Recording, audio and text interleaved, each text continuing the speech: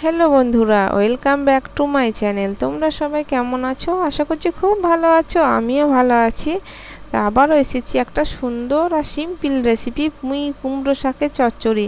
তা কুমড়ো শাকের চচ্চড়ি অনেকেই খেয়ে থাকো। তা আমি কিভাবে বানাই সেটাই তোমাদের সামনে এনেছি। তা দেখো, পুঁই শাক আর কুমড়ো নিয়ে নিয়েছি। চলো এগুলো এবার আমি কেটে নিয়ে আসি। তাই এখানে দেখো আমি পুঁই শাক, কুমড়ো, আলু সব আমি কেটে নিয়েছি। তা আলুগুলো দেখো পোস্তর মতো করে কেটেছি। আর এখানে কুমড়োটা একটু বড় বড় ডুমো ডুমো করে কেটেছি। আর এখানে দেখো পুঁই শাকটা ভালো করে কেটে পরিষ্কার করে ধুয়ে জল ঝরিয়ে রেখে দিয়েছি। চলো এবার রেসিপিটা বানাবো। আর দেখো কয়েক কোয়া আমি রসুন নিয়ে নিয়েছি। তা রসুনটা আমি দেবো, এটা অপশনাল, তোমরা না চাইলে না দিতেও পারো। এইদিকে দেখো কড়াই বসিয়ে দিয়েছি গ্যাসে। আর দেখো তেল দিয়ে দিলাম পরিমাণ মতো। তা তেলটা গরম হওয়া পর্যন্ত অপেক্ষা করব। তেল গরম হয়ে গেছে, এখানে 5 ফোড়ন, তেজপাতা আর শুকনো লঙ্কা আমি ফোড়ন দেবো। তাই এটা শুধু তেজপাতা, 5 ফোড়ন আর শুকনো লঙ্কা ফোড়ন দিয়েও তরকারিটা হয় খুব সুন্দরভাবে। কিন্তু দেখো আমি এখানে কিছু রসুন আমি অ্যাড করলাম, কোচানো রসুন।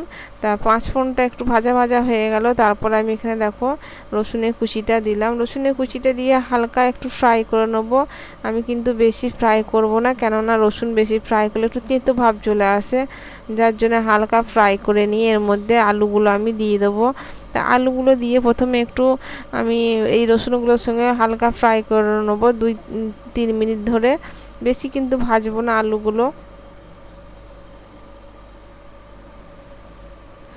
আর এই সমস্ত রেসিপিগুলো খুব সিম্পল রেসিপি, খুব তাড়াতাড়ি হয়ে যায়, কোনো ঝামেলা ছাড়াই এই রেসিপি হয়ে যায়।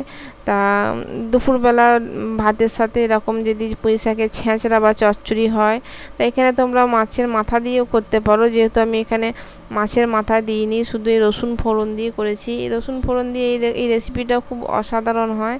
আর দেখো এই আলুগুলো ভাজার পর আমি কুমড়োগুলোও দিয়ে দিলাম। তো কুমড়োগুলো দেখো আলুর সাথে আরও আমি মিনিট 3-4 ধরে ভালো করে দেখো ভাজা ভাজা করে নেবো। তা দেখো খুব সুন্দর লাল লাল করে আমার আলু কুমড়ো ভাজা হয়ে গেছে। এরপর আমি এর মধ্যে পুঁই শাকগুলো আমি অ্যাড করে দিচ্ছি। দেখো তা পুঁই শাকটা তো দিয়েছি যখন অনেকটা হয়ে গেছে পরিমাণে, তা এটা নাড়া যাচ্ছিল না। যার জন্য আমি কি করলাম, আমি একটু চাপা দিয়ে দিয়েছিলাম। তা আমি নাড়ার চেষ্টা করছি, দেখছি নাড়া যাচ্ছে না। পুঁই শাকের পরিমাণটা বেশি ছিল। আর পুঁই শাক যতই তুমি বেশি দাও কিন্তু কমে একটুখানি হয়ে যায়। আমি এটাকে এবার 2-3 মিনিটের জন্য একটু চাপা দিয়ে দেবো। তাহলে কী হবে, পুঁই শাকগুলো অনেকটা নরম হয়ে যাবে, তখন আমার নাড়তে সুবিধা হবে। দেখো 2-3 মিনিট চাপা দিয়ে দিয়েছিলাম, তারপরে আমি আবার ফিরে এলাম। তা দেখো অলরেডি পুঁই শাকগুলো অনেকটা আমার কমে গেছে। এবার দেখো আমি একটু নাড়াচাড়া করে দেবো বেশ ভালো করে। অনেকটা সময় নিয়ে এটা নাড়াচাড়া করব।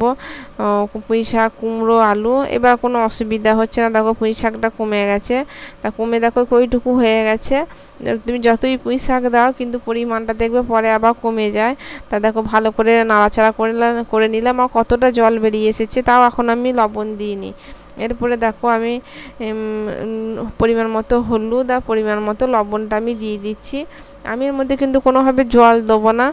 তাই যে শাক থেকে যে জলটা বেরোবে ওই জলের মধ্যে আলু, কুমড়ো, পুঁই শাক সব সেদ্ধ হয়ে যাবে। তো এটার মধ্যে কোনো অলরেডি জল বেরিয়ে গিয়েছিলো, তা নুন দেওয়ার পর আরও একটু জল বেরোবে। তাহলে আমার এই সবজিগুলো সেদ্ধ হয়ে যাবে ওই জলের মধ্যে। আলাদা করে জল দেওয়ার কোনো দরকার নেই। দেখো কত জল বেরিয়ে এসছে দেখো। দিয়ে এটা খুব ভালো করে নাড়াচাড়া করে তা আমি এটাকে চাপা দিয়ে রেখে দেবো যতক্ষণ না সেদ্ধ হচ্ছে। তা এগুলো সেদ্ধ হয়ে গেলে মোটামুটি আমার তরকারিটা রেডি হয়ে যাবে। তা আমি এখন চাপা দিয়ে দিলাম।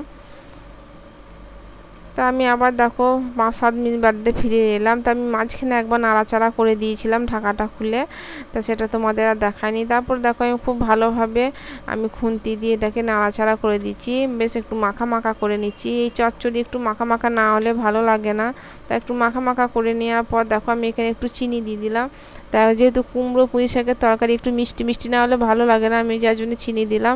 তোমরা এটা দিতেও পারো, না দিতেও পারো, অনেকে চিনি পছন্দ করে না। তো আমি চিনিটা দিয়ে দিলাম। চিনিটা দিলে কি হয়, খেতে খুব ভালো হয়, মিষ্টি মিষ্টি একটু লাগে যেহেতু কুমড়ো আছে। তো মোটামুটি দেখো আমার রেসিপিটা রেডি হয়ে গেছে।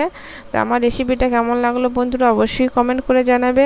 আর আমার চ্যানেলে যারা ভিডিওগুলো দেখছো এখনও আমার বন্ধু হওনি তারা অবশ্যই আমার চ্যানেলটা সাবস্ক্রাইব করে পাশে থাকা বেল আইকনটা অল করে দেবে, তাহলে খুব তাড়াতাড়ি আমার রেসিপিগুলো তোমাদের কাছে পৌঁছে যাবে। আর যারা অলরেডি আমার ভিডিওগুলো দেখছো তাদেরকে অসংখ্য ধন্যবাদ যে আমার ভিডিওগুলো দেখার জন্য। আর আমার রেসিপিটা কেমন হয়েছে তো বন্ধুরা একটু আমাকে কমেন্ট করে জানাবে, তাহলে আমি এরকম সুন্দর সুন্দর রেসিপি তোমাদের কাছে আরও নিয়ে আসবো। যাই হোক দেখো আমি তারপরে গ্যাস থেকে নামিয়ে দিয়েছি, নামিয়ে দেওয়ার পর একটা প্লেটের মধ্যে আমি চচ্চড়িটা সার্ভ করে দিলাম। দেখো দেখতে কত সুন্দর হয়েছে, খেতেও খুব ভালো হয়েছে। তা তোমরা এইভাবে একবার বাড়িতে ট্রাই করে দেখো বন্ধুরা। সবাই ভালো থেকো, সবাই সুস্থ থেকো। আবার তোমাদের সঙ্গে হাজির হব অন্য কোনোভাবে অন্য কোনো রেসিপি নিয়ে।